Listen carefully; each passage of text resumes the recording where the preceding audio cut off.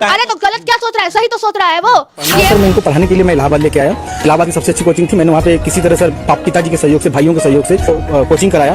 कि अगर वो अनेकों महिला के साथ सोया फिर भी तुम सोई, यानी कि अगर प्रताड़ना किया होता तो वही चपरासी कैसे उसको एसडीएम बना दिया? कैसे नहीं चल रहा है क्या? वो कहेगी तभी, वो तो कह रही है, मुस्कुरा रही है। वो क्यों नहीं अभी तक बोली कि हम ऐसा नहीं किए हैं? वो क्यों, उसका प्रूफ नहीं? वो कैसे, अच्छा वो कैसे पाई गई रूम में दूसरे के साथ? वो कैसे होटल में पाई गई है? इसका आपके पास जवाब? क्यों एसडीएम बनाने वाला चपरासी है, मान लिया हम कि एसडीएम बनाने वाला तो चपरासी है ना, उसको आप यहाँ बनाइएगा, यहाँ रखिएगा, ना कि यहाँ रखिएगा। किसी के भरोसे को तोड़ना तुम्हारा अधिकार नहीं, ब्रीच ऑफ ट्रस्ट तुम्हारा अधिकार नहीं, किसी को जिंदगी को बर्बाद करना तुम्हारा अधिकार नहीं। करो तुम अपने जिंदगी में जितनी अय्यासियां कर सकते हो, लेकिन under IPC 497 is punishable offence जो एसडीएम की है वो लॉ के श्रेणी में भी अपराध है। अब जो आदमी इसके साथ सो रहा है, क्या लगता है वो इसको सही समझ रहा होगा क्या? आज हर तरफ से चली गई ना। हमारे साथ लॉ स्टूडेंट रूपम जी है और अभी सोशल मीडिया पे चल रहा है जिस तरीके से डीएम और एक चपरासी पति का कहानी, तो ये लॉ स्टूडेंट है, इनसे भी जानेंगे कि ये उस मुद्दे पर क्या अपना राय रखती हैं। पता है मुझे बहुत बुरा लग रहा है कि एक महिला के ऊपर रहा है। अच्छा। इसलिए मैं आक्रोशित हूँ, नहीं तो नहीं रहती। बात में हूँ फलाना ढिमकाना, पहले तो महिला हूँ ना। आप पूछ रहे हैं कि किसके सपोर्ट में हूँ? बिल्कुल आलोक के सपोर्ट में हूँ, खुल के बोल रही हूँ। अरे चपरासी नहीं, वो मेरे लिए समझिए एसडीएम तो वही है, क्योंकि एसडीएम बनाने वाला, ठीक है, एसडीएम बनाने वाला कौन है? वही चपरासी आलोक। लेकिन कहीं ना कहीं वो अपने मेरिट पे बनी है ना, उनको वो पढ़ने में तेज थी, उनको पढ़ने का मन कब किया। उसको माइंड से फ्री कौन किया? जब तक वो माइंड से फ्री नहीं रहेगी ना, कोई भी महिला नहीं आगे बढ़ पाएगी। माइंड से फ्री कौन किया? तुम आजाद रहो, तुम पढ़ो लिखो, तुम्हारा घर का काम हम कर देंगे, तुम्हारे बच्चे को संभाल देंगे, तुम पढ़ो, हम तुम्हारा पैसा भी कमा के देंगे तुम्हारी पढ़ाई के लिए। कौन दिया?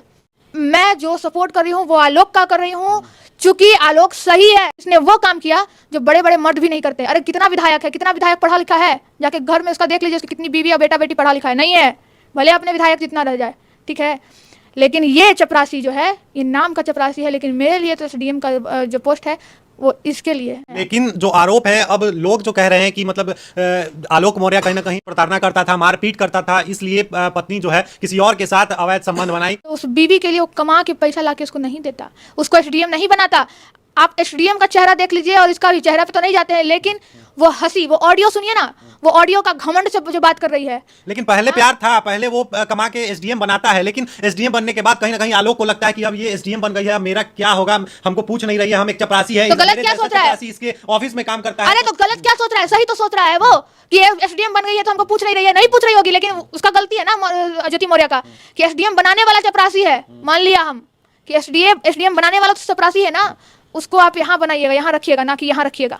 आपको रंगे हाथ पकड़ा गया, जैसा कि पिछले मीडिया ने भी बताया कि उसको रंगे हाथ पकड़ा गया है होटल में। अगर वो लड़की सही होती तो कभी कहीं ना कहीं जो इसको आलोक को जरूर मीडिया ट्रायल में गलत ठहराती कि इसको भी हम देखें। कहीं सुने हैं, कहीं बोली है? नहीं बोली है। लेकिन एक पुरुष जो है अनेकों महिलाओं के साथ जब संबंध बना सकता है, अनेकों गर्लफ्रेंड रख सकता है, अनेकों वो रख सकता है, वो अलग मैटर है। यहाँ मैटर नहीं, यहाँ मैटर क्या है? महिला क्यों, यहाँ मैटर रखो ना भाई, लेकिन किसी के भरोसे को तोड़ना तुम्हारा अधिकार नहीं, ब्रीच ऑफ ट्रस्ट तुम्हारा अधिकार नहीं, किसी को जिंदगी को बर्बाद करना तुम्हारा अधिकार नहीं। करो तुम अपने जिंदगी में जितनी अय्यासियां कर सकते हो, लेकिन किसी की जिंदगी को बर्बाद करके वो अय्यासी करना, तो वो अय्यासी नहीं, वो बर्बादी है। एक घर को महिला बसाती भी है और उजाड़ती भी है। मतलब आप लॉ स्टूडेंट होने के बाद जो है इसको इस तरीके से देख रही हैं कि मतलब अगर किसी और के साथ संबंध बनाना था। Under IPC 497 is punishable offence जो एसडीएम की है वो लॉ के श्रेणी में भी अपराध है। मतलब पहले उनको कहीं ना कहीं डाइवोर्स लेना चाहिए था, उसके बाद इस तरीके exactly. जो भी करना था। आप डाइवोर्स लेती? डाइवोर्स क्यों नहीं लिया? चपरासी है ना, डाइवोर्स लेती, लेकिन कब? वो नहीं ले सकती थी ना, क्योंकि रीजन है ना, जो आदमी इसके साथ सो रहा है, क्या लगता है वो इसको सही समझ रहा होगा क्या? आज हर तरफ से चली गई ना। या तो उसको उस पर क्या बोलूं, बहुत बड़ा सवाल उठता है, बहुत बड़ा। ये मैं नहीं उठा रही हूँ, यही सवाल खुद में एक सवाल उठा रहा है कि अगर वो अनेकों महिला के साथ सोया फिर भी तुम सोई, यानी कि पैसा का खेल तो नहीं, कहीं लेवल का खेल तो नहीं। 12 साल जिनका शादी हुआ हो गया, जो 2 बच्चे की माँ है, वो इतना बड़ा धोखा।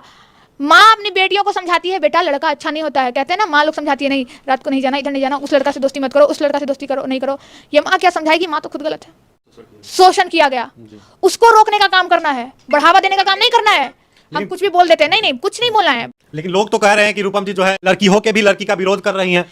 जी नहीं, लड़की होकर भी लड़की का विरोध नहीं कर रही हूँ। एक लड़की, एक जागरूक युवा होकर गलत का मैं विरोध कर रही हूँ। मैं जागरूक युवा हूँ। लेकिन अभी तक प्रूफ तो नहीं ना हुआ है कि एसडीएम ही गलत है। तो कैसे निलंबित हो गई? निलंबित हो गई है क्योंकि उन पे इल्जाम लगा, इसलिए निलंबित किया गया है। उनको नौकरी से बर्खास्त तो नहीं किया गया है। देखिए, प्रूफ करना ना करना वो तो न्यायालय का काम है, ये काम है न्यायालय का। न्यायालय में जाएगा मामला, अब देखा जाएगा। लेकिन मैं आपको बता दूं कि अगर ऑफेंसेस जो उन पे चार्जेस लगने वाले हैं या लगे हैं या जो भी है, अगर किसी भी सिविल सर्विसेज पे अगर उन पे ऐसा कोई एलिगेशन लगता है और वो सिद्ध हो जाता है तो उनको बाकायदा निलंबित किया जाता है। अगर प्रूफ हो गया कि वो इस क्राइम में जो उन पे चार्ज लगा है वो सही चार्जेज है, वो सिद्ध हो चुका है और उनको पनिशमेंट भी मिल गया है, तो वो वहां से डिस्क्वालीफाइड हो जाएंगे। तो यही प्रोसेस एसडीएम के लिए भी यूज होगा। मतलब आपका कहना है कहीं ना कहीं एसडीएम को निलंबित कर दिया गया है, इसी से मतलब वो सिद्ध हो गई कि वो मतलब सिद्ध नहीं हो गई, सिद्ध इससे हो रही है कहीं ना कहीं। ये मैं सिद्ध करने वाली कौन? मैं सिद्ध नहीं कर रही, मैं उस प्रूफ के द्वारा कह रही हूँ जो प्रूफ दिख रहा है। मीडिया ट्रायल जो चल रहा है अभी, तो अभी ये भी दिख रहा है, मतलब लोग कह रहे हैं, देखिए चैट देखिए, वो दिख रहा है, लेकिन प्रूफ अभी ये भी दिख रहा है, लोग कह रहे हैं, तरह तरह का वीडियो चल रहा है कि आलोक मौर्य जो है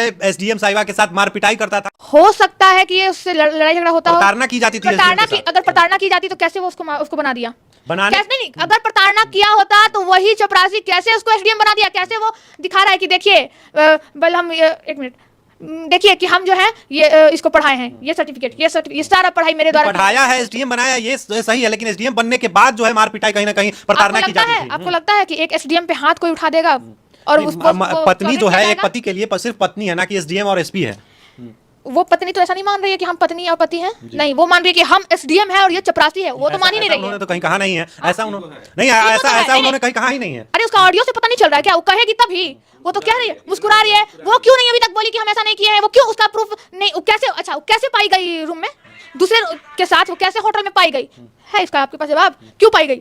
दूसरे के साथ सो रही है। अपना पति तुम्हारा है ना भाई, तुम्हारा बाल है, पति मार पिटाई करेगा तो फिर कोई भी महिला किसी और डाइवोर्स ले लो, डाइवोर्स लो, कंप्लेंट फाइल करो। इतना सारा प्रोविजन है, इतना सारा लॉ है, उसके लिए फाइल की हुई है, उसके लिए फाइल की हुई है। उनका तो ऑडियो वायरल हो रहा है जिसमें कह रही है कि तुमसे हमको डाइवोर्स चाहिए, लेकिन ये अड़ा हुआ है जित पे आलोक मौर्य। आज क्यों पड़ा?